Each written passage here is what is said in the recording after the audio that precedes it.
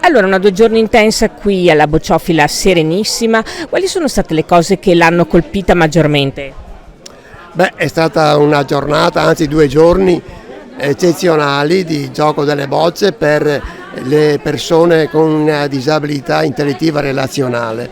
E questo è l'unico torneo a livello nazionale prima dei campionati italiani che verranno eseguiti a Fano quest'anno, dove ci saranno i campionati italiani sitting, standing e anche appunto i campionati DIR. Questo torneo è davvero importante proprio perché è in preparazione anche, quindi uno prova a vedere il livello, ecco, e comincia a conoscere anche gli eventuali avversari. Il gioco delle bocce insomma è davvero strepitoso, è un gioco per tutti, con disabilità e non, disabilità gravi e meno gravi. Davvero è un invito che facciamo alla cittadinanza, che chi conosce persone con disabilità che non fanno sport di avvicinarsi allo sport, ma in particolare alle bocce. Veniamo da un anno, il 2024, in cui sono state di scena le Paralimpiadi. Secondo lei possono essere un traino, visto considerato che gli atleti azzurri hanno fatto letteralmente incetta di medaglie nelle varie discipline? Certo, per quanto riguarda il paralimpismo, la boccia, che non sono le bocce, la boccia è già un sport delle Paralimpiadi. Per le bocce, ahimè, sarà un po' difficile, ci stiamo lavorando, meriterebbe anche il mondo dell'olimpismo che andasse alle Olimpiadi questo gioco, che è un gioco numeroso, ad alto livello, spettacolare.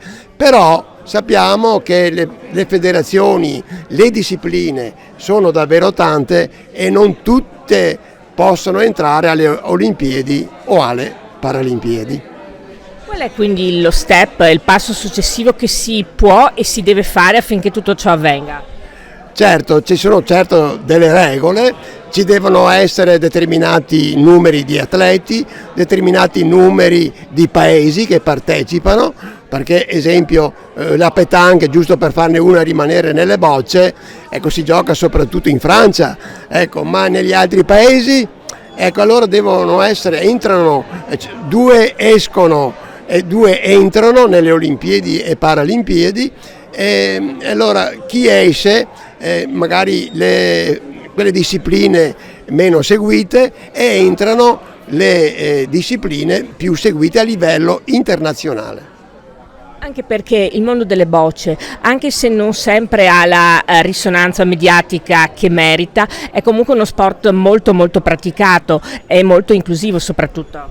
Certo, le bocce è considerato un gioco per vecchi o per anziani, non è così, perché ci sono anche i campionati giovanili ovviamente nel mondo dell'olimpismo, ma lo sta diventando anche per le Paralimpiadi, per le persone paralimpiche.